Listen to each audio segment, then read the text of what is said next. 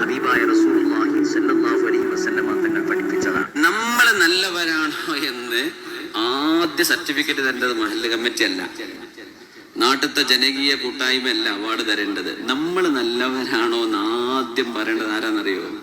നമ്മുടെ ഭാര്യയാണ്. ആ സർട്ടിഫിക്കറ്റ് കിട്ടിയാൽ നമ്മൾ നല്ല മനുഷ്യനാണ്. എന്തേ കാരണം എന്നറിയോ? ബാക്കിയൊക്കെ നമ്മൾ ഒപ്പിക്കലാണ്. ഇപ്പൊ നിങ്ങൾ എന്തൊരു നല്ല മക്കളായിട്ടാണ് നിൽക്കണത്, ഇവിടെ ഇരിക്കണത്. ഞാൻ എന്തൊരു നല്ല മനുഷ്യനായിട്ട് ഞങ്ങളെ മുമ്പിൽ നിൽക്കണത്. ഇവിടെ ഉസ്താദ്മാരുണ്ട്, മുച്ചാലിമീങ്ങളുണ്ട്. നമ്മളെ തനി സ്വഭാവം പരീക്കത്തേലേ അറിയുള്ളൂ, അല്ലേ?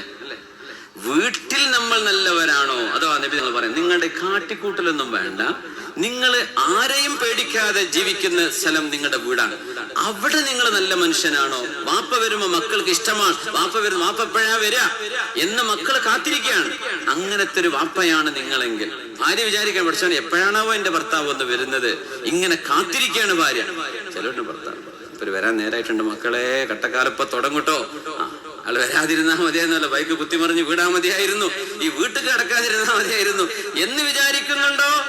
അല്ല, നേരെ മറിച്ചാണോ? ഇതാണ് നിങ്ങളെപ്പറ്റി മലക്കുകൾ നിങ്ങൾക്ക് തരുന്ന സർട്ടിഫിക്കറ്റ്, വീട്ടിനുള്ളിലെ സർട്ടിഫിക്കറ്റാണ്.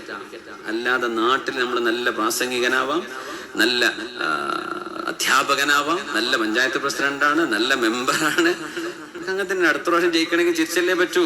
ഏത് ചിരിക്കാത്തവരും ചിരിക്കും, അല്ലേ? അപ്പൊ എന്ത് ചെയ്യും? നാട്ടുകാരുടെ മുമ്പിൽ നമ്മൾ അഡ്ജസ്റ്റ്മെന്റിലാ പോണത്. നമ്മൾ നല്ലവരാണോ എന്ന് ആദ്യ സർട്ടിഫിക്കറ്റ് തരേണ്ടത് മഹല്ല് കമ്മിറ്റി അല്ല.